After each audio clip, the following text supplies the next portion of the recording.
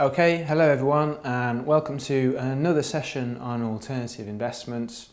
This time we're going to look at assessing alternative investments.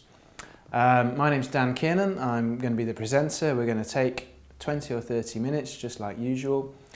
We've got maybe a dozen slides, maybe slightly more to go through, and this has been accredited by the CII for continuing professional development. So anytime you spend watching this presentation and answering questions about it afterwards, count towards your own individual CPD scheme if that's what you're running. Okay, today's agenda, we're really looking at how you can assess these alternatives, what information you can rely on, what you should be looking for, and where you might be able to find it. So what can be relied upon? Well, in the alternative investment space, because they are very often non-regulated investments, you can't really rely upon the marketing literature, which is obviously a massive disadvantage. In the regulated world, an advisor can rely upon the marketing literature that a fund manager puts out, or any other regulated investment. You can rely upon the marketing literature. In the alternative investment space, lower levels of regulatory scrutiny, so you do not necessarily rely upon the marketing literature. It may be heavy on the benefits and light on the risks. It might make overblown claims for how the asset's going to perform. It might overstate the level of returns. It might understate the amount of risk that you're going to be exposed to. It may miss out key pieces of information that you need to know. Now, it's not always the case. Very often the people who put together these investments, the providers, will do their level best, to be honest, and give you all the information. And in fact, often these alternatives are wrapped up in a UCITS, an unregulated collective investment scheme. A UCITS has to have an authorised operator. So the operator is someone who's regulated by the FCA, and so you can rely upon the information that they put out there.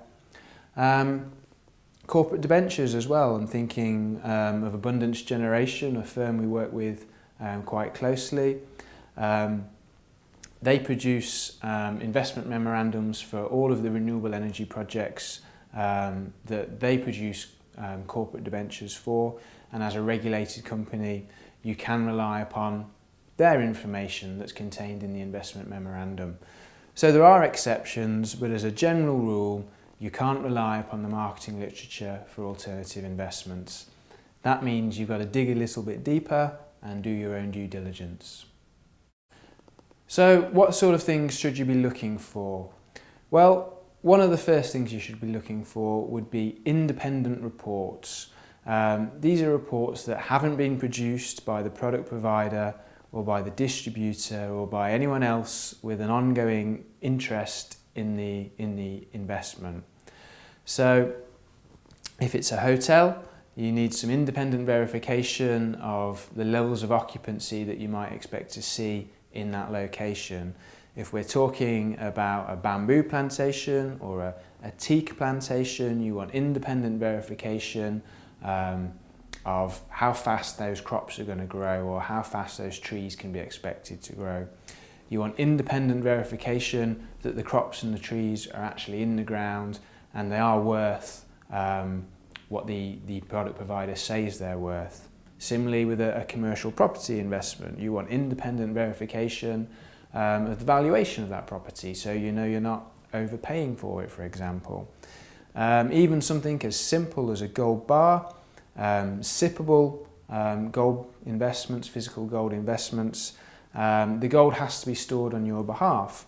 So you want some independent verification that that storage is safe and secure, and you want verification that the gold is actually stored and fully allocated to you as the investor.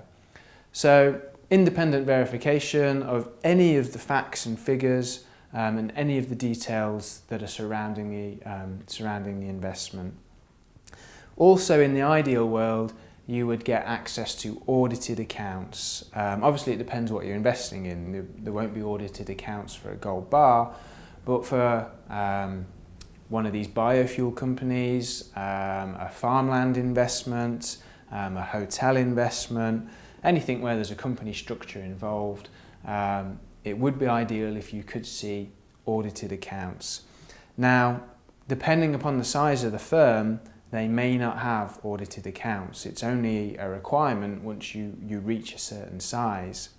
However, what I would suggest is if they are planning on marketing their investment to ordinary retail investors, then they really should be paying to have audited accounts, whether they are of the size where it becomes a requirement or not.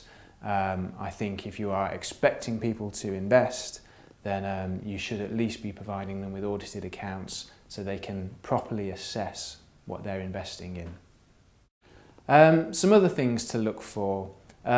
Companies House obviously is a sensible place to start for any corporate entities, whether you're investing in them or whether they're just a counterparty that's involved in some way.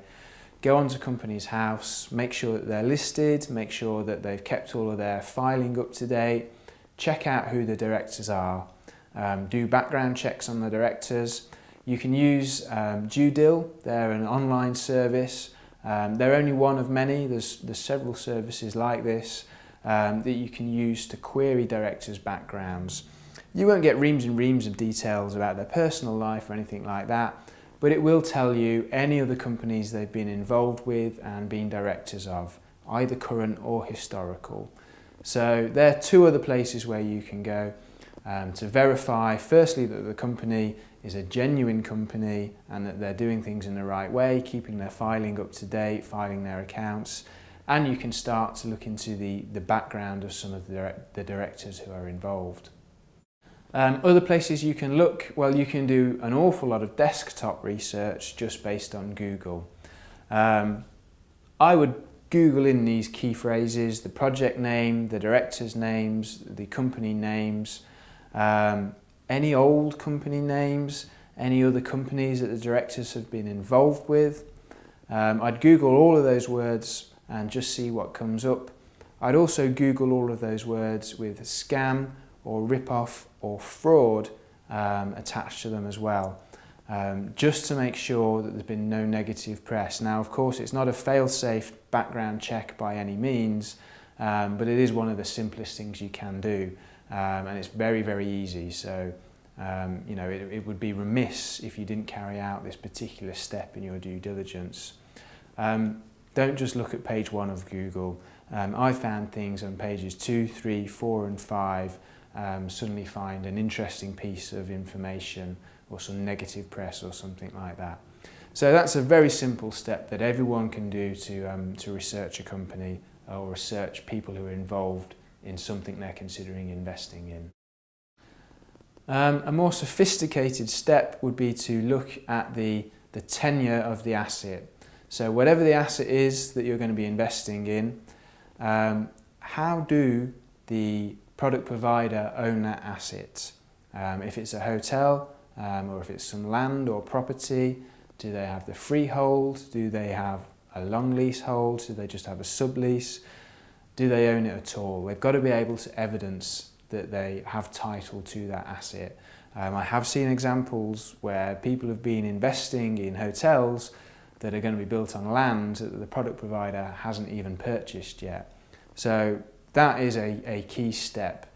You can verify tenure of the asset with a local land registry or something similar. Then you need to establish how is the investor going to own the asset. So what is the investor actually purchasing? What does it give them rights to?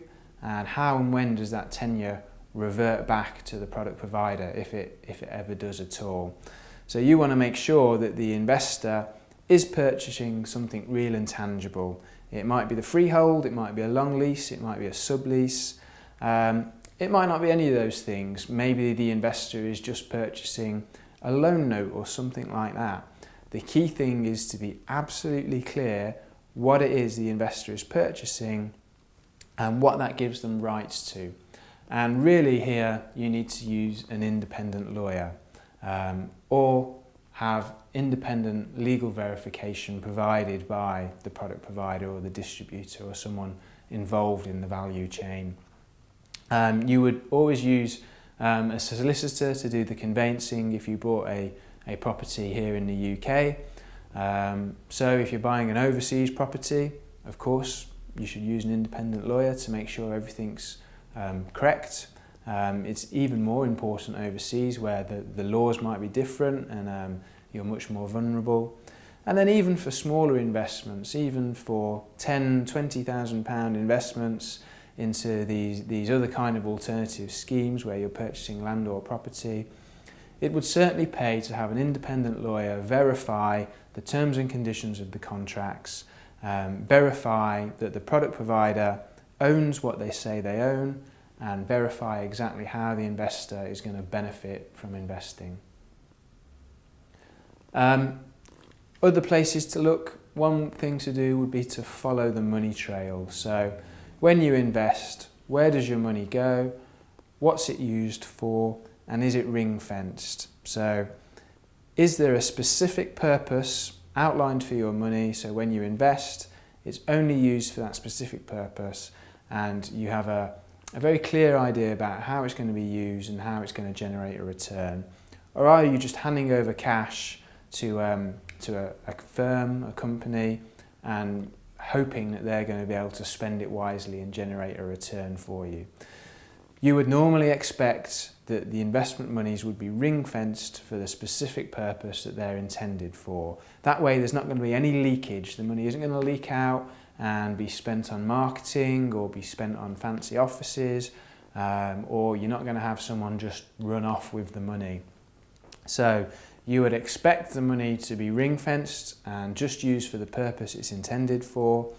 And you would expect perhaps to have an escrow agent or someone else involved in the chain, only releasing the money to the product provider at the appropriate moment in time. So it might be a building project where the investor's money is released in tranches as different stages of development have been reached. That's the kind of ring fencing you would expect to see, rather than just handing over the money and hoping for the best. It's also important to understand charges and costs and be very clear about the charges and costs. The FCA has stated that with a lot of these alternative investments, there seem to be high charges for low levels of service, or the charges are not quite transparent and they only become apparent when investors are already some way down the track. Or perhaps the charges are not visible at all. With a lot of these unregulated investments, they may not have audited accounts, they're not held up to the same level of scrutiny, so we may not have all of the information about how money is being spent, and they may be paying themselves too much, or they may be charging investors over the odds for a service like operating a plantation, something like that. So be very, very clear on charges and costs and where the money is going, and also look very closely into any counterparties that are involved. So I've already mentioned escrow agents. They're someone that's in the chain on the investor's side really, but obviously you want to make sure that they are bona fide. And often there'll be counterparties involved like operating companies. If it's a hotel investment, there'll be a hotel operator. If it's a plantation investment, there'll be a plantation manager. These companies are crucial to the success of the investment. So you're not just doing due diligence on the product providers, you've also got to do the same level of due diligence on any other counterparties that are involved with the investments. Some other things to look for. You really want to look into the business model, and this is really where a financial advisor is useful, or where someone with some expertise in this field is useful, as opposed to just an ordinary retail investor who may not have the levels of experience and knowledge to assess a business. But you want to look at where the money is going, what it's being spent on, and how it's going to generate a return. And really the best way to do this, I think, is to put everything into a sensitivity spreadsheet, what I call a sensitivity spreadsheet. You put the money in, you then assign all the different variables to the investment. So let's say it's an investment into renewable energy. You put in the initial investment amount, you put in, if it's solar, solar is a variable, how many hours of sunshine you're going to get every year. You put in the price you expect to get for your electricity, and you put in something like perhaps the rate of inflation. If it's a solar investment, maybe it's linked to a feed-in tariff, that's linked to the rate of inflation. And then you can use these variables to stress test the investment, see how it performs if you have very, very low levels of sunshine or very high levels of inflation. See what happens if your solar panels fail, what happens if 25% of your solar panels fail. And so you can stress test the investment and you can get a much better idea of how it's going to perform, and it gives you a much better understanding of the risks. So this is really the level of detail you need to go into to understand an investment. Other things you might need to look for, planning permission. If it's some sort of property development, have they got permission to build what they're planning to build? Insurance, any kind of investment, whether it's property, whether it's gold bars, if you're having them stored on your behalf, are they insured against robbery and theft? Property investment, is the building insured? Even something like an investment in teak or any other kind of forestry plantation, are the trees insured? Agriculture investments, you would expect the crops to be insured. So nearly any investment should have some insurance with it. We're not talking about an insurance-backed investment where the investor's returns are insured, but these alternative investments, is the underlying asset insured? That's what you've got to look at. You'd expect any decent business to have a disaster management plan in place, so they would be able to mitigate a disaster. If it's a forestry investment, for example, do they have a plan of action if there's a fire or a flood? So look for these kind of indications that it's a serious company that are going about their business professionally. Do they have take-off agreements? If it's, let's say it's an investment growing biofuel crops, do they have buyers lined up to buy those crops once they're established and harvest, or are they just hoping to sell them on the open market? Any other kind of agricultural investment, do they pre-sell their crops? Do they forward sell their crops, or do they just sell on the open market? Obviously, a take-off agreement or forward selling, it might lower the level of return a little bit, but it takes an element of uncertainty out of the investment, so it lowers the level of risk. Storage arrangements, as I've mentioned before, physical gold, a very popular investment. If it's held within a SIP, the gold has to be stored on your behalf. You want to verify that storage is appropriate and secure. So all of these other little things, depending upon the investment itself and the underlying assets, you have to go in and check that they're all in place as part of your due diligence. Things that might sound alarm bells as you go through this process. Well, obviously if there's any massive gaps, that would be an alarm bell, that would be a reason not to invest. If you get slow responses, maybe you get slow responses or very general responses with a lack of specifics and a lack of evidence, I'd take that as a warning sign. I think that sounds an alarm bell. You often get replies that focus on the macro case. So they talk about the big picture for investing in renewable energy or biofuel or forestry, and they can make a big picture case. Let's say forestry, we've got rapidly industrializing countries in India, China, Southeast Asia, big building programs, therefore there's a high demand for timber, therefore forestry is a good investment. It's a very logical and sensible investment case, but that's the macro case. you need to focus in on the micro case. How is this particular plantation going to make money? So if you get slow replies with a lack of specific evidence and they talk continually about the big picture case and not about the micro case, the specific investment you're talking about, that for me is a massive alarm bell. That at the very best, they're just overly optimistic and maybe a little bit naive, and at the very worst, perhaps the investment is just something that's been set up to take investors' money, and it's not really a serious business at all. You often get poor maths as well. I take that as a warning sign.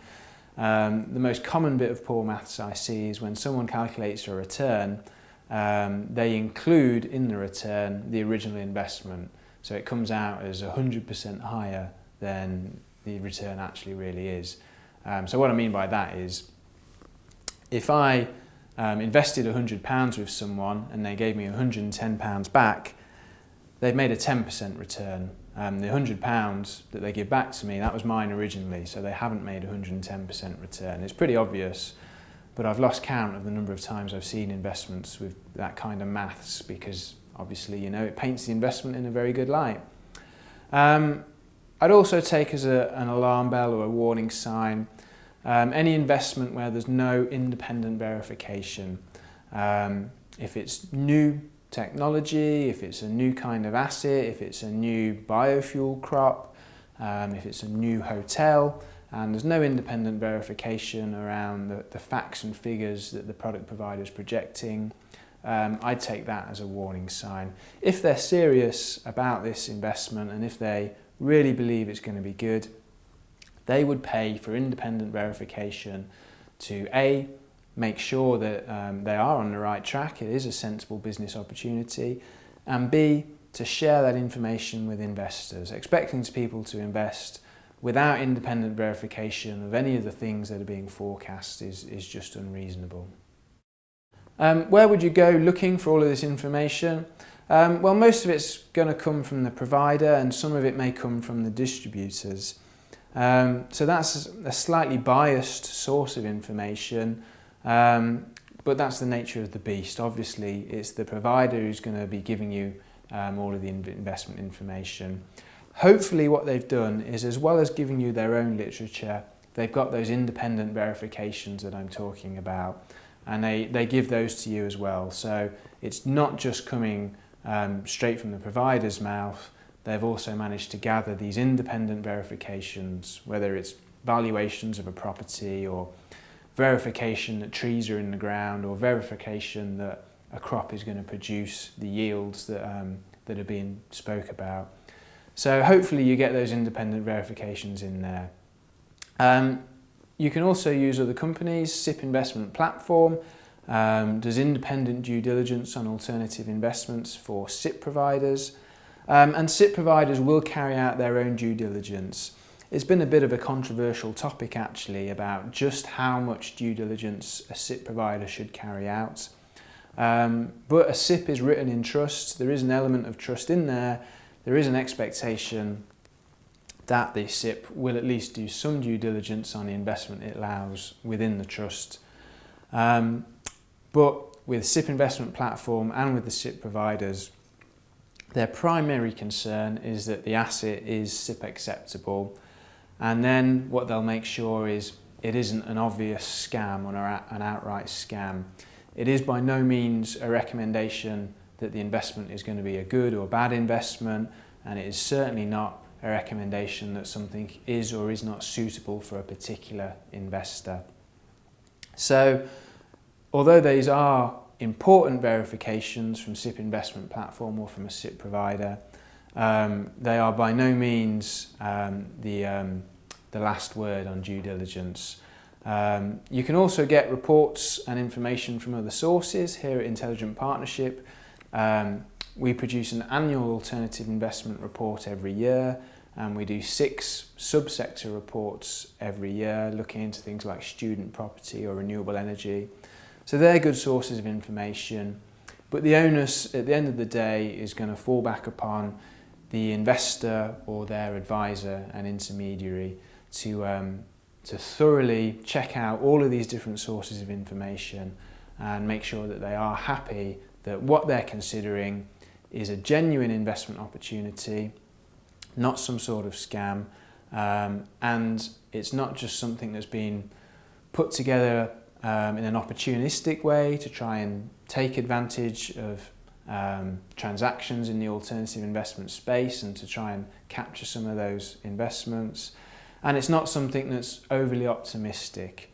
You've got to carry out all this due diligence and make sure that what you're investing in is a sensible business opportunity. I do often get asked when I give this presentation, what is the real key to assessing an alternative investment?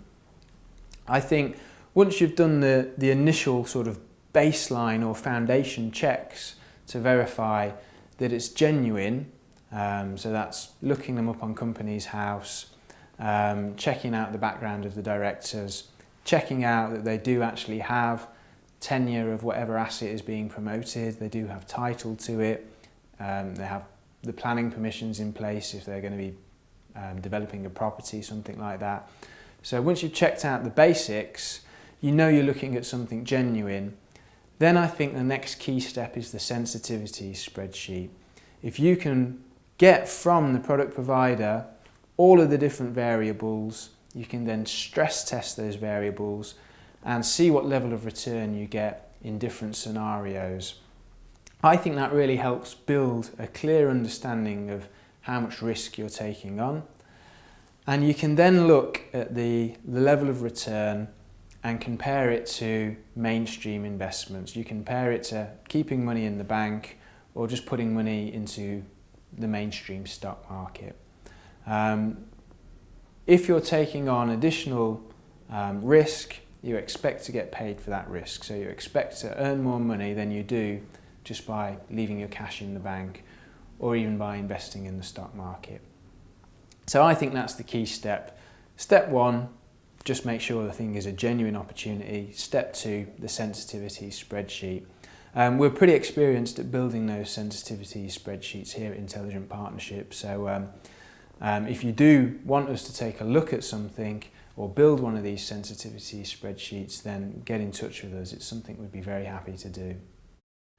Okay, so that's the end of this particular presentation. In summary, what can be relied upon? Well, you can't rely upon the marketing literature, unfortunately, so you have to look for extra information, which will hopefully be independent verifications of whatever claims the product provider is making for their investment. A lot of the material is going to come from the product provider, but you can also use an independent lawyer to verify some of the legal terms and conditions, verify title to the asset, and you have to do some legwork yourself, unfortunately. But if you can do things like build those sensitivity spreadsheets, you can develop a proper understanding of the investment and make a proper assessment of whether it's something sensible or not. But that concludes the presentation. And as ever, if you have any thoughts, any questions or any comments, you can get in touch with us at training@intelligent-partnership.com. Thank you.